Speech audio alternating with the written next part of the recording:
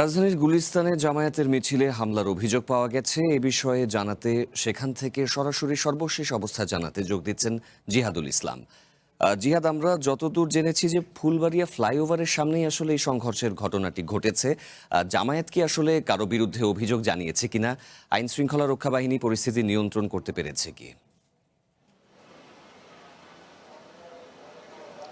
সাফায়াত, এখানে এখন থেকে অন্তত ১.৫ ঘন্টা আগের ঘটনা এটি। এবং যখন জামায়াতের যে স্থানীয় জামায়াতের নেতাকর্মীরা রয়েছেন তারা ঠিক এই ফুলবাড়িয়া ফ্লাইওভারের নিচেই তারা একটি মিছিলের প্রস্তুতি নিচ্ছিলেন এবং যেই মিছিলটি পূর্ব ঘোষিত ছিল এবং তারা সন্ত্রাস, চাঁদাবাজ এবং দখলদারিত্বের বিরুদ্ধে মূলত এই মিছিলের আয়োজন করছিলেন। এবং মিছিলের পূর্ব প্রস্তুতির সময় মূলত একটি দল বা একটি গ্রুপ বলা চলে যে তারা এসে তাদের হাতে দেশীয় অস্ত্র, লাঠি বা নানা কিছু ছিল এবং তারা হামলা করেছেন। সে সংক্রান্ত বেশ কিছু ফুটেজ বা নানা কিছু আমরা আমাদের হাতে এসেছে এবং সেই সব বিষয় নিয়েই তারা, যেমন জামায়াতের পক্ষ থেকে যেটি অভিযোগ করা হচ্ছে যে স্থানীয় যারা বিএনপির কর্মীরা রয়েছেন, নেতাকর্মীরা রয়েছেন, তারাই মূলত এই হামলাটি চালিয়েছেন, তেমনটি তাদের পক্ষ থেকে বলা হচ্ছে। তবে এখন পর্যন্ত যদি সবশেষ পরিস্থিতি আপনাকে জানিয়ে রাখতে চাই, ফ্লাইওভারের এই নিচে যেই হামলাটি হয়েছে সেটিকে ঘিরে প্রায় ২০ জনের মতো আহত বলে জানিয়েছেন জামায়াতের পক্ষ থেকে। এবং জামায়াতের যে প্রসার সেল রয়েছে সেখান থেকে কিন্তু তেমনটি নিশ্চিত করা হয়েছে। তার মধ্যে ২ জনের অবস্থা মুমূর্ষ বলেই তারা জানিয়েছেন। তাদের দুজনকে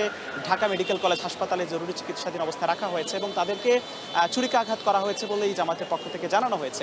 জামায়াত যেমনটা বলছেন যে এখানে বিএনপির নেতাকর্মীরা দীর্ঘদিন ধরেই বিএনপির বিরুদ্ধে তারা অভিযোগ এনেছেন এবং তারা বলছিলেন নগর প্লাজা নামে একটি ভবনে দীর্ঘদিন ধরে তারা চাঁদাবাজি করে আসছিলেন এবং সেখানে চাঁদা দাবি করে সেটির নিয়ন্ত্রণ নিতে সেই ভবনটি তালাবদ্ধ করেছিলেন। এবং পরবর্তীতে ব্যবসায়ীদের অনুরোধে জামায়াতের পক্ষ থেকে ব্যবসায়ীদের সাথে সংহতি জানানো হয় এবং তারা ব্যবসায়ীদের সাথে একত্রিত হয়ে এই এলাকার, অর্থাৎ গুলিস্তান সহ আশপাশের যে এলাকাগুলো রয়েছে সেখানকার চাঁদাবাজ নির্মূলে মূলত আজকে একটি বিক্ষোভ মিছিলের আয়োজন করছিলেন। এবং সেই মিছিলের যখন প্রস্তুতি নিচ্ছিলেন বিকেলের দিকে, এবং তখনই কিন্তু মূলত প্রস্তুতি নেওয়ার পরেই তারা মিছিলটি করতেও পারেননি, এখানে একটি গ্রুপ এসে হামলা করে। এবং জামায়াতের পক্ষ থেকে তারা নিশ্চিত করছেন যে যারা হামলা করেছে তারা বিএনপির সক্রিয় সদস্য এবং স্থানীয় বিএনপির যে ইউনিট রয়েছে সেই ইউনিটের নেতাকর্মী এবং পদধারী অনেকে রয়েছেন, সেটি তাদের পক্ষ থেকে কিন্তু আমাদেরকে জানানো হয়েছে। তবে তার পরপরই আমরা দেখেছি যে আইনশৃঙ্খলা রক্ষাকারী বাহিনী যারা রয়েছেন তারা এসে এখানে আইনশৃঙ্খলা রক্ষাকারী বাহিনী মোতায়েন করা হয়েছে, পরিস্থিতি তারা নিয়ন্ত্রণে আনেন এবং তার পরবর্তীতে কিন্তু যখনই এখান থেকে দুটি গ্রুপকে এসে আলাদা করে দেওয়া হয় এবং